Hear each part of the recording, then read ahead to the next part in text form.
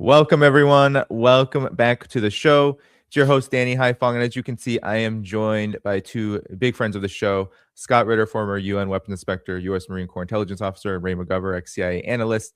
And both of them geopolitical commentators, analysts, and journalists in their own right. Gentlemen, good to have you back. Thanks, Danny. Of course.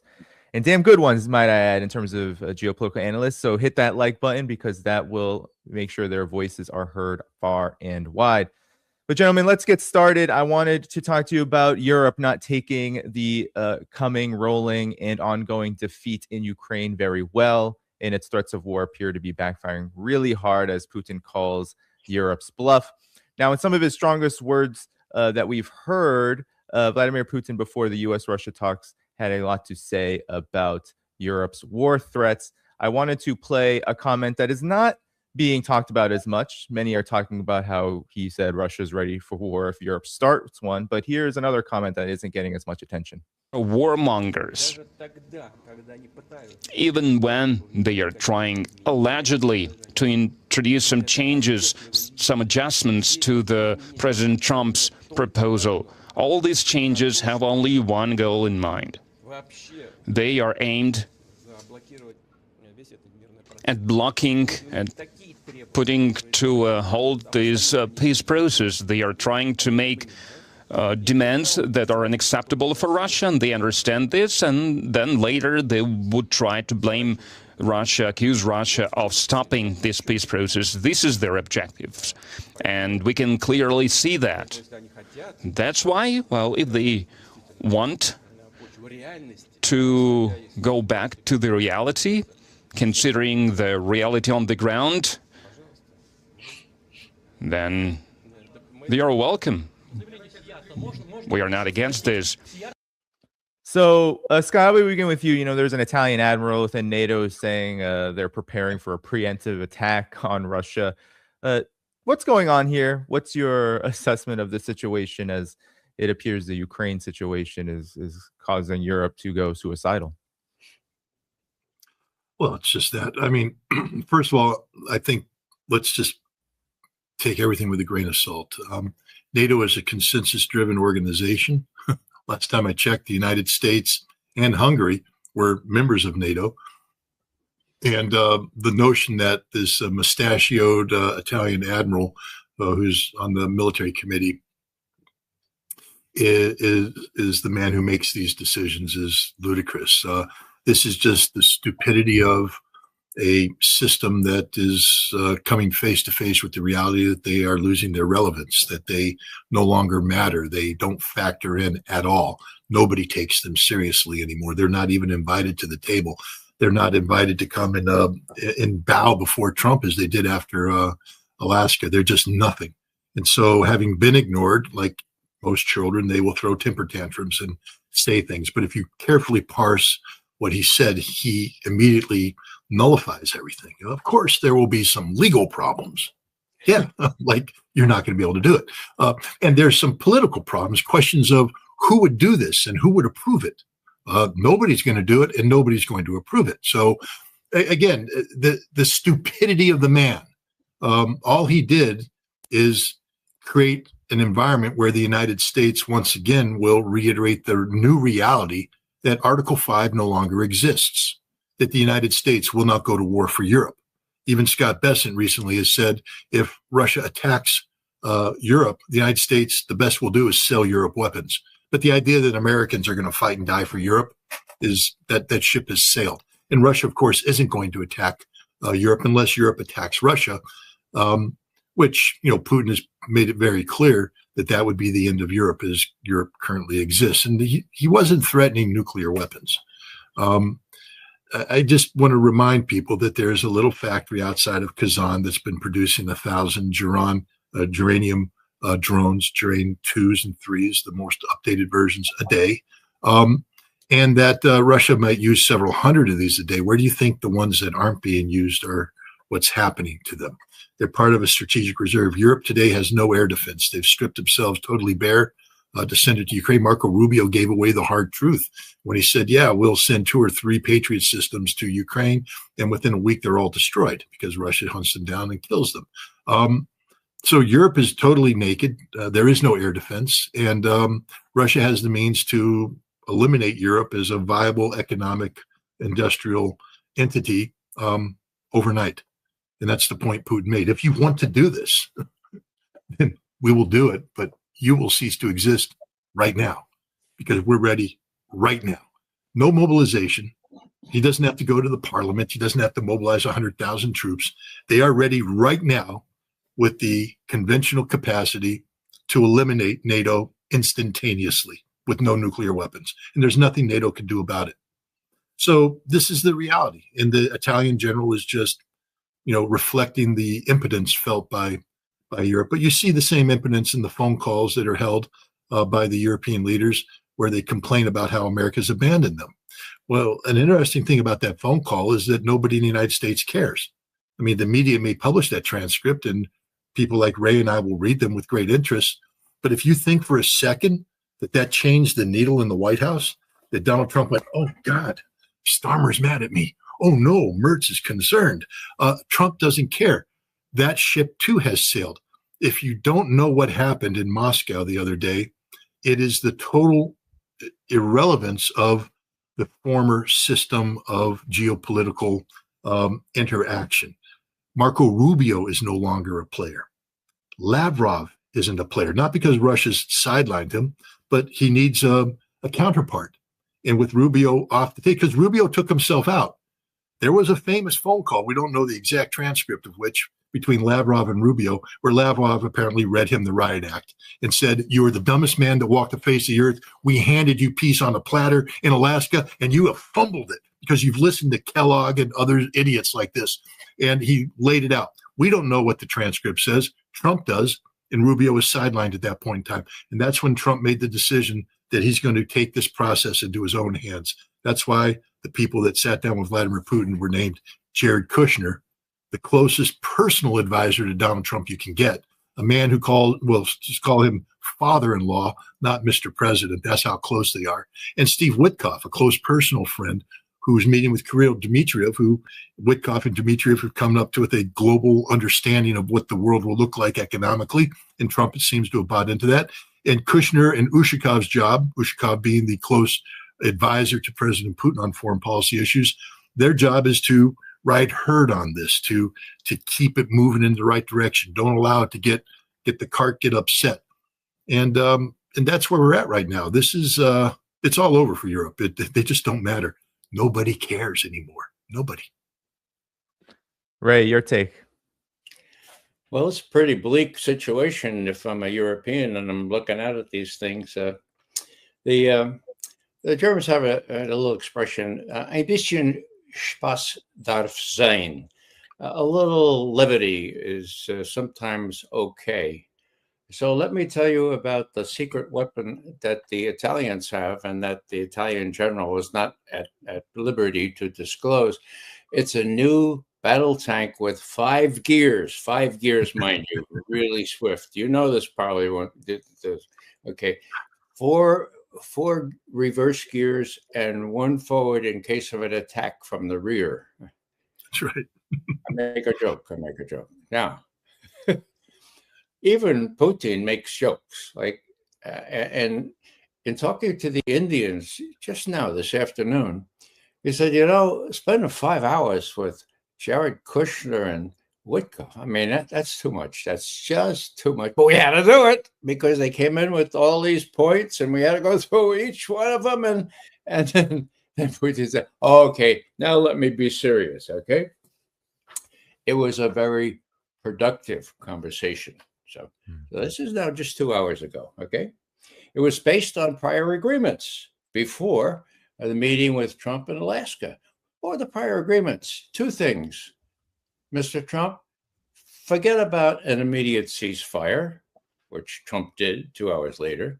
And then, Mr. Trump, don't let the Ukrainians and the Europeans put the kibosh on it to sabotage progress forward, which, as Scott just told us, they didn't do. Rubio just fumbled the ball. They didn't do that. And now they're doing it.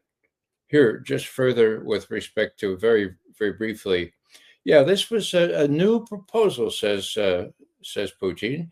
So we had to go through practically every point, which is why it took 5 hours. So it was a meaningful, highly specific, and substantive conversation.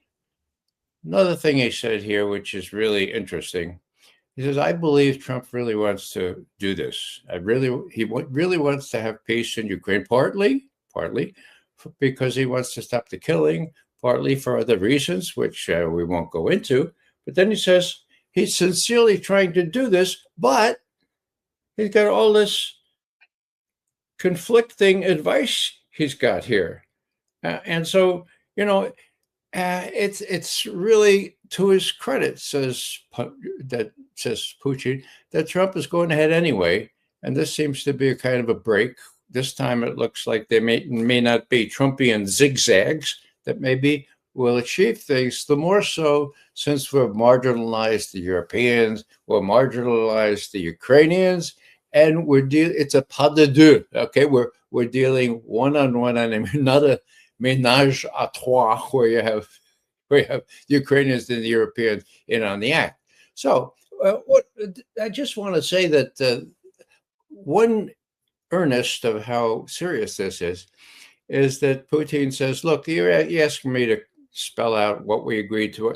No, we're not going to do this. This time we're going to keep this confidential. We're going to, it's premature to talk about, the specifics. And indeed, wonder of wonders, Trump yesterday restrained himself. He said, well, I'll tell you this, it takes two to tango. The hell does that mean? Anyhow, he's not doing the loudspeaker stuff that Lavrov and others have been so critical of. So what's my prognosis? I think Putin really believes Trump is serious, that he's got real problems, that Putin is winning, so there's no great time pressure on him. But Putin says there seems to be some time pressure on Trump. I think he wants to stop the killing, yes, but I think there may be other things.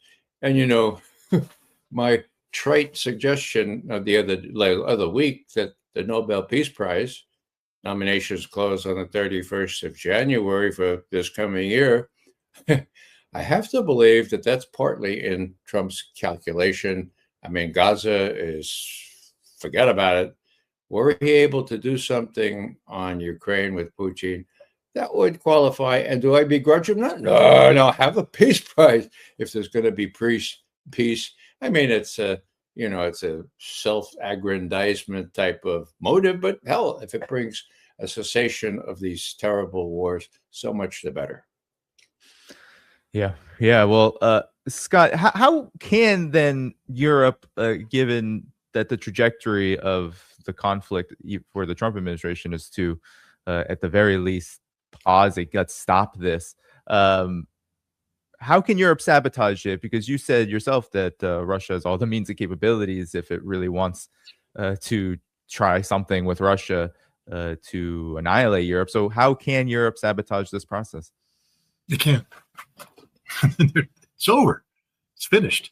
I mean, look at their last gasp effort right now was to get Belgium to cave in on Euroclear and allow Europe to seize 145, 150 billion dollars worth of Russian frozen assets to transfer them to Ukraine, who needs it right now because the Rada is trying to come up with a budget. They're supposed to come up with a budget. They need 160 billion euros. They don't have it. Ukraine's economy can't generate it. They need 160 billion euros, and if they don't get this money from the stolen Russian assets, then Europe's on the hook because America's not stepping in. Europe doesn't have it. Nobody's going. This is the end of Ukraine. Just so people understand it, it's over. There's nothing left. They can't afford to do this. Europe can't afford to pay it, and nobody's talking. Nobody cares about Europe. It's not as though Trump's calling up Macron saying, "Hey, Emmanuel, remember that nice gathering we had in Paris a couple of years ago in my first term where I held your hand and we looked longingly in each other's eyes with the Eiffel Tower looming in the background? I'm really interested in what you think about this gig I got going on in Ukraine." Trump's not making that call. And the French are furious. The Germans are furious. The British are furious because they don't matter. They're irrelevant. They can talk to each other, but Kushner and Witkoff didn't stop in Europe to sound things out. They just came back to talk to them. And the most important thing that people have to understand is not only can Europe not sabotage this because Trump's not giving them the opportunity and they don't have the wherewithal to do anything on their own volition, Trump, I believe, is engaged in an active process of controlling this mechanism through the manipulation of the corruption investigation. This corruption investigation that's taking place, understand that the United States has known forever that Ukraine is the most corrupt place on the planet. It's not a secret. We encourage this corruption. This is why Rand Paul's idea of an inspector general was shot down in 2022, because we said, no, we know they're corrupt by getting them addicted to the American dollar, the American largesse. We manage this corruption so we are in total control of this situation politically. And now what's happening today is for Russia to get what it wants, understand there's some difficult things there that Europe would never allow. Denazification. Europe would never allow that. Demilitarization. Europe's already said, no, they have to have 800,000 troops. Ukraine will finish this war with 50 to 60,000 troops, none of which will be NATO trained. That's the reality. But how do we get there? You can't do this with the current governmental structures in Ukraine. So they have to be eliminated. And you have to be careful how you eliminate them so it doesn't appear that you're totally doing Russia's bidding, which in fact we are. Because Russia says denazification must take place. So we have to create the conditions that make that conducive. Demilitarization has to take place. Europe can't be involved. So what has to be? We have to collapse the Ukrainian government. And that's what we're doing right now. We eliminated what part of there's three big poles there. There's the presidency, the office of the presidential administration, which doesn't work for the president. I don't know if you guys have seen the video of Yermak summoning Zelensky over. It's a totally separate office, totally different power structure. And Zelensky, of course, is concerned about Yermak because Yermak controls the oligarchs and controls the huge mechanism of corruption. But there's also the Rada. The Rada passes a budget that's approved by the president, and the president allocates money that goes into the pockets of the parliamentarians who feeds their different corrupt constituencies. Ukraine is the single most corrupt place on the planet. The United States just took out Yermak. We took out Yermak. Nobody else. We did. And now we're going to take out the Rada, and we're going to collapse that structure. And that creates now the new reality. And then in the end, we're going to take out Zelensky once Zelensky signs off on the termination of the war on our terms. And then Russia will step in through the election process and rebuild a Ukrainian government that will do exactly what Russia wants it to do. This is the end game. This is the only way it ends. It doesn't end with the Ukrainian government leaning towards Europe and listening to Europe. It ends with the Ukrainian government 100% in the pocket of Russia, with the United States doing an indirect security guarantees through economic engagement through the Russian vehicle. This is where we're at right now. And this has been the Russian intent all along. I think Trump finally woke up to the fact that this is the way it has to be. Because, look, I'll just leave it here. There's strategic thinking at play here. All the idiots who talk about decapitation are idiots. If you start decapitating Ukraine, where do you go? Russia knows that you don't end this conflict until the world recognizes Russian sovereign control over Crimea and the four territories. You don't get that by decapitating Kiev. You don't get that by occupying Odessa. You get that by conflict termination on terms that say we recognize Russia's sovereign control in perpetuity over Crimea and these four territories.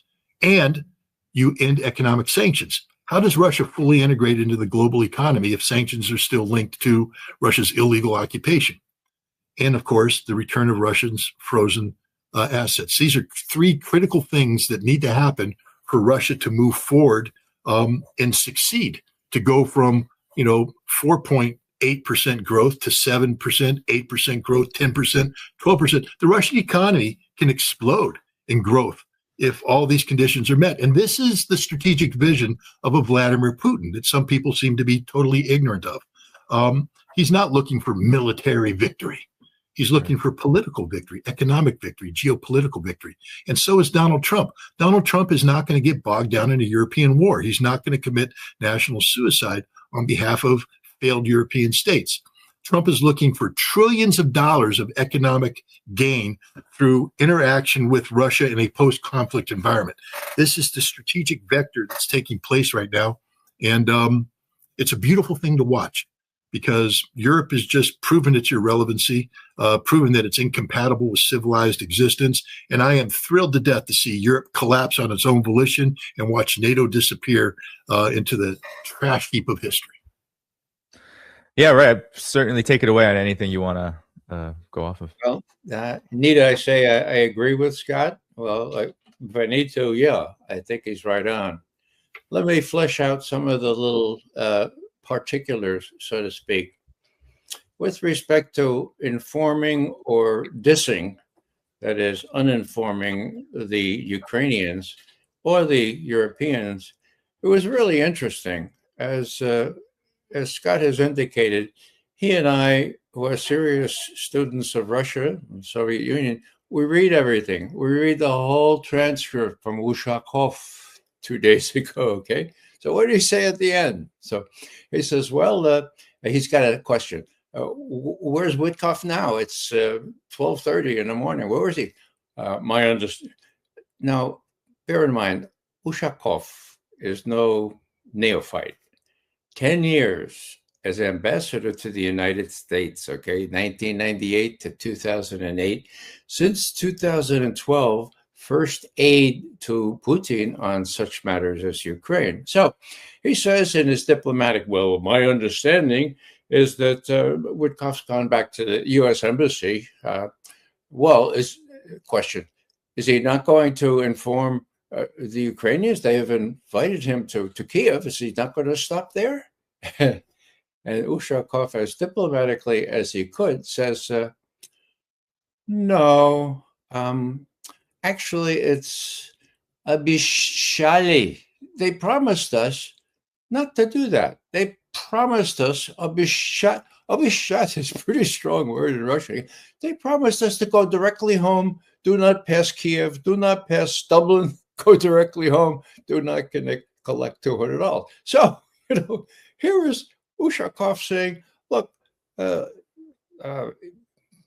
Witkoff and Witkoff and son, I call it, of course, he's son-in-law, not Witkoff. Anyhow, Witkoff and son told us, okay, we promise we're going to snub the Ukrainians. We're not going to stop there. We know that Zelensky is pining for us to put down in Shannon and have a Guinness with him and tell him what it was. We're not going to do that either. And sure enough, what's happened today, as I understand it, a Ukrainian delegation headed by Umerov is in Miami now talking to whom? Rubio? No, Witkoff and Jared Kushner. So that's one thing. The other thing with respect to NATO, and this is unprecedented. Now, I've been around longer than Scott even. I go back to the early 60s as an analyst of Soviet affairs, and that's just not too long after NATO was established. NATO's chief aim was to keep the United States in Europe. Okay. There were two other parts, but what counts now, keep them in Europe. Well, guess what? The United States is not in NATO anymore. And the proof of that, the graphic proof, is that they had a ministerial foreign ministers meeting twice a year yesterday in Brussels. And let me just read to you the artful way that NBC portrayed the proceedings. One sentence, quote, almost all of NATO's foreign ministers gathered in Brussels on Wednesday to blah, blah, blah, blah. Almost all of the NATO's foreign. Who wasn't there? Rubio was a no-show. Did he have other business? No. He didn't deign to explain the reason he wasn't going to the NATO Foreign Ministry Summit. That's the first time in those many decades that I've seen this happen, except maybe for a war when Colin Powell wouldn't go. So, this is you couldn't have a better symbol than this, and the U.S. is added there. Okay, NATO, I hate to say it, he's a paper tiger, but without the U.S., maybe Scott would agree, is nothing. NATO is nothing without the United States. And here's Trump saying, "Look, Witkoff, you come right home, and you promised the Russians you wouldn't stop in Kiev or Ireland, anywhere else." And sure enough, then when Trump says, "Okay, now come on, you can come to us here in Miami again, and we'll read you the riot act, or we'll tell you what's going on." I see progress really hastening now. Every other day, Putin or Lavrov or somebody Ushakov makes a big statement. And it's interesting that Putin today says, Trump seems to be in a big hurry. We don't know exactly why we think he doesn't want more people to be killed, and I'll just say one more time, and you can laugh if you like, but this guy is a narcissist, and he has his eye on a Nobel Prize. He mentioned it. He mentioned it at the cabinet meeting 2 days ago. He's renamed the Institute of Peace to Donald J. Trump Institute of Peace, as the Washington Post says today. So there is this narcissism, and Putin is smart enough to know how you deal with a narcissist. You don't alienate them. You say pleasant things, and then make sure that you're the stronger party. That's the way it's going down, as I see it. Yeah, well, I think all of your observations, both of you, are very astute here. And now I want to include and factor in the battlefield if we can, because Ushakov himself has said after the meeting that battlefield progress is a big reason for why there is all of this other kinds of progress around the conflict. And I wanted to actually play what Vladimir Putin, it seems like lately, Scott, anything Vladimir Putin says is scaring the bejesus out of the Western mainstream media. And here he is in India talking about Russia's goals and where it's going on the battlefield. Listen, for 8 years we did not recognize the self-declared republics. For 8 years, they have declared the independence, and we were trying to build relations between the rest of Ukraine and these republics. When we understood that it's impossible, that they're simply being destroyed, we were forced to recognize them, and not simply recognize them as their partial territory, but within the administrative borders, when they existed back in the Soviet times. And later, during the times of the independent Ukraine, after it gained independence, in the administrative limits, lines, so the people, the voters, came to the referendum and voted for everyone to withdraw troops from there and not to conduct any armed actions there. But they preferred to wage war. And now it all came to a head. And it all comes to one thing. Either we do that through military action, we'll liberate the territories, or the Ukrainian troops will withdraw and leave these territories and stop killing people there. Scott, your reaction, man, India today, that's a lot of flashy advertising there. But Scott, your commentary on the battlefield, what is happening and where do these comments factor in? Because the Western mainstream media is now freaking out about Putin